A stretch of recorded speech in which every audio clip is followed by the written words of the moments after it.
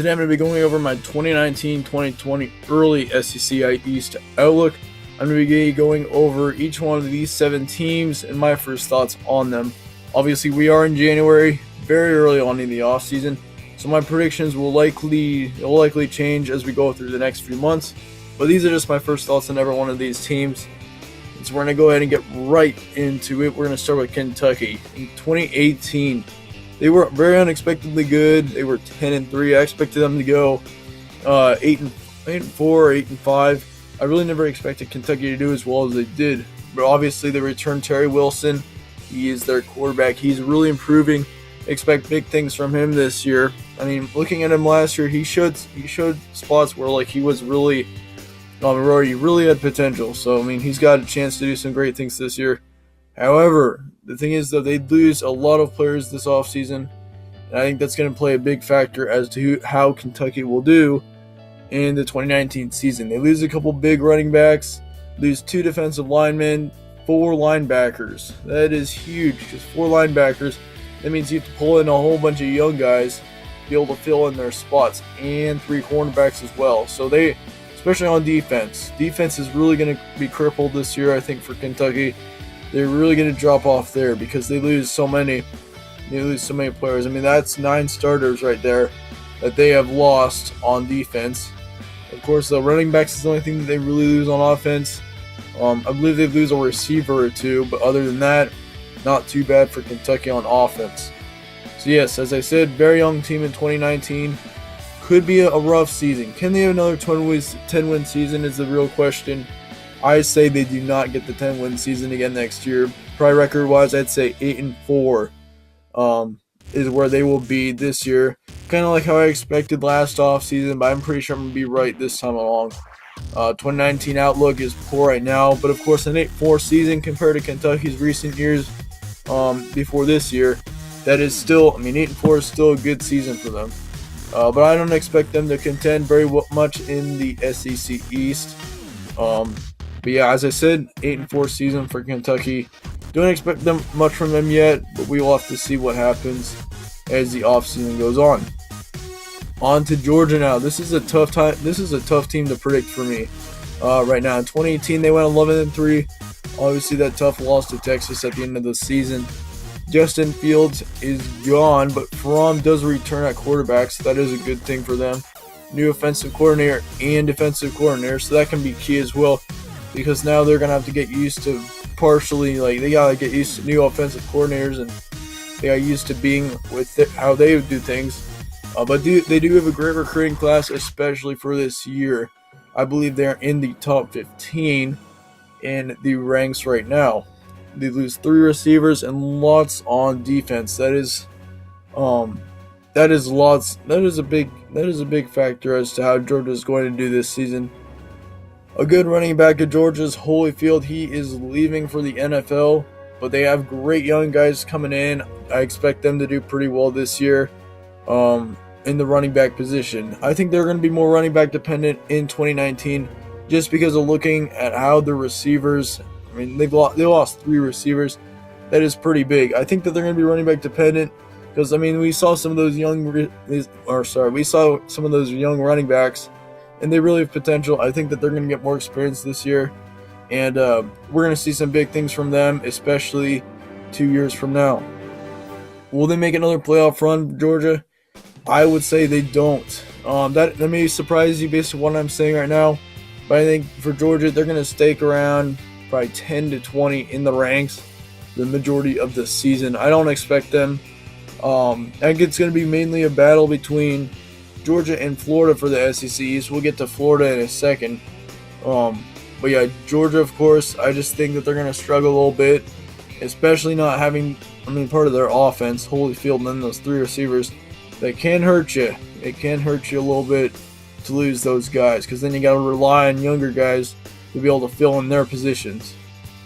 So Georgia for a playoff run, I would say no. But could they get back to there in a couple of years when those receivers are more experienced? I would say yes. And of course, new offensive coordinator and defensive coordinator, that can also affect you. So 2019 outlook for Georgia is good. I would not say it's great, but it still is good because Georgia still will be a great team. South Carolina. So they went 7-6 last year. They returned. I mean, they returned almost everyone impactful this year. That is a major factor for South Carolina. Jake Bentley is back at quarterback. I mean, he showed signs of potential as well. There's 3 quarterbacks and 2 safeties, but that is about it. They return almost everyone, as I said. I believe they return their entire offensive line, so that is huge as well. SEC championship run. I mean, okay, so now you're looking at their record last year, 7-6, didn't do too well. And then they got blown out by Virginia at the end of the season to end it. And so, I mean, looking at this, I think that it's possible for them to make an SEC championship run, but I do not see them getting past Florida or Georgia yet. 2019 outlook, though, however, is great for South Carolina. I could see them getting to 9-3 actually. It wouldn't surprise me to see them get to that point, get to a good bowl game. It's just because they're returning most of their offense. This will be an offense that really will be dangerous in 2019 for South Carolina. So watch out for this team. Do not sleep on them. On to Missouri now. In 2018, they went 8-5, and people haven't really been talking about Missouri yet.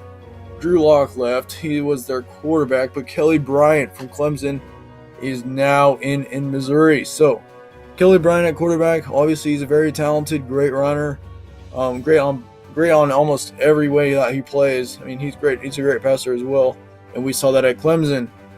They lose 1 running back, 2 receivers, 2 offensive linemen. So that is, those are the only people that are going to be losing on offense. And then they got Kelly Bryant though, who I'm guessing Kelly Bryant's going to be a huge impact for Missouri this year.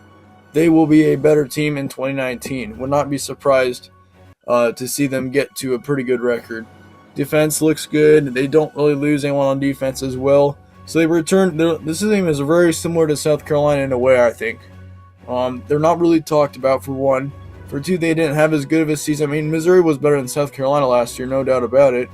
But Missouri, though, they do have Kelly Bryant now. This is going to be huge for them, I think. That was a huge pickup to land Kelly Bryant. How will he be used? I think he'll be used as a dangerous player. He's going to be a runner. That is for sure.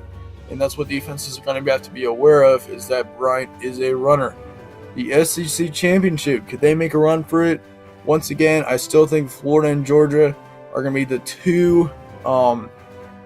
two main teams to make the championship this year. But Missouri, I think, will be third or fourth.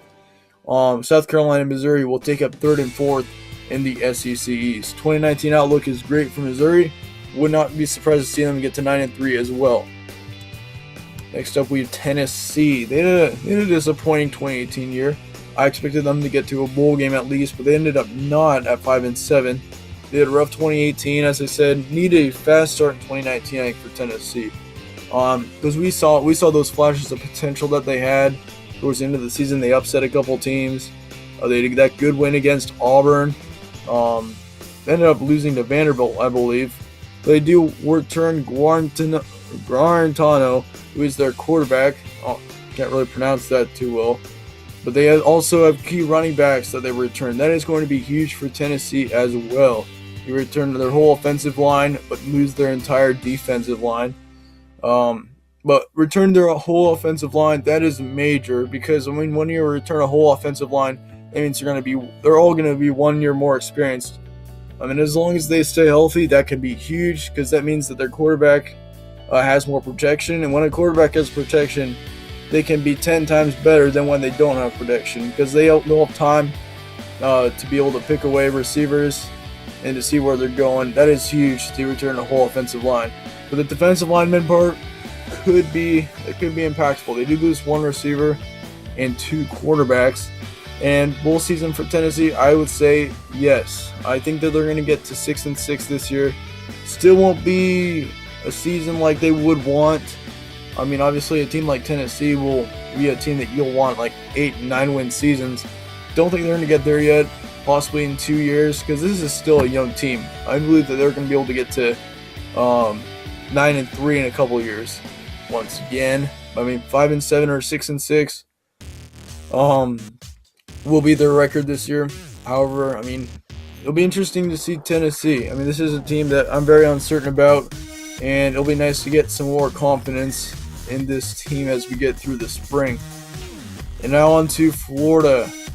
This is our second to last team. In 2018, they did much better than I thought they would. They went 10-3, and they returned Felipe Franks. That is a huge factor for Florida, as he is a player that I really think has. I mean, he's got great potential. He could be a great this year for Florida, and defenses are going to be fearing him, I think.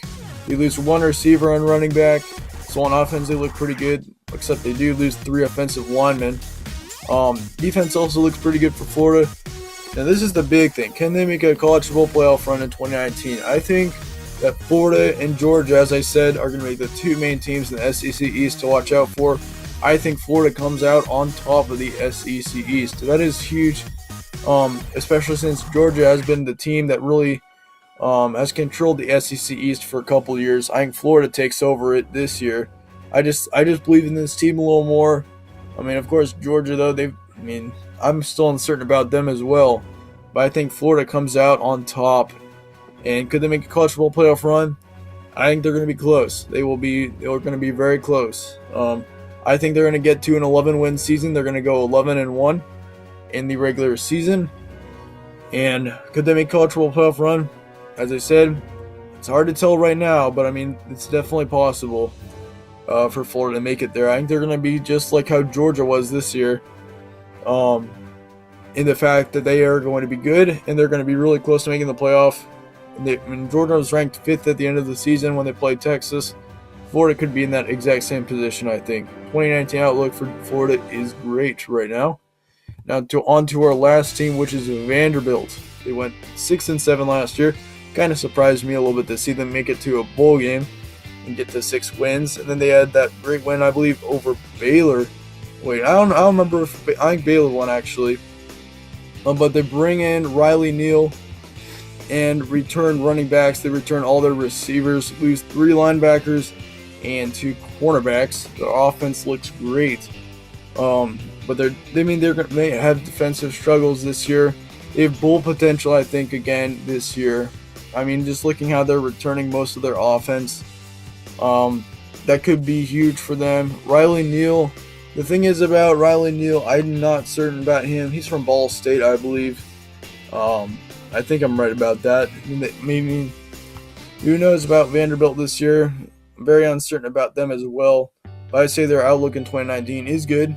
I believe if they're going to get to a bowl season, they're only going to go 6-6. I can't see them getting to 7-5 this year, but we'll have to see how they do. Alright, so that is it for my predictions on all of these teams in the SEC East. Once again, I'm going to recap all what I just said. I think that Georgia and Florida will come out on top. South Carolina and Missouri will be 3-4. And the next 3 teams will go from there. It should be interesting to see who comes out on top of the SEC East, especially with South Carolina coming behind them. Missouri also being there with Kelly Bryant now, and also with Florida and Georgia. There's going to be a lot of upsets, I think, in the SEC East this year. Something to watch out for. No win will be given because all these teams need to play each other. So that is a huge factor. We could see some major upsets is what I'm thinking. And all these teams, I mean, all of them are going to be good. I don't expect anyone in this division to go below 4 wins. I mean, 4-8 could be possible, probably from Vanderbilt or Tennessee, if anyone. But really, other than that, SEC East looks great this year. So anyway, that is it for this video. I'll be going over my SEC West predictions probably tomorrow, and I'll release that. We got Alabama and Texas A&M and LSU in that division, so that will be interesting to see that division as well. SEC, very intriguing conference in 2019, of course, as they always are. So yep, that is it for this video. Thank you guys all for watching. If you like what you saw here, go ahead and subscribe for more. And thank you all for watching once again. I will see you all later.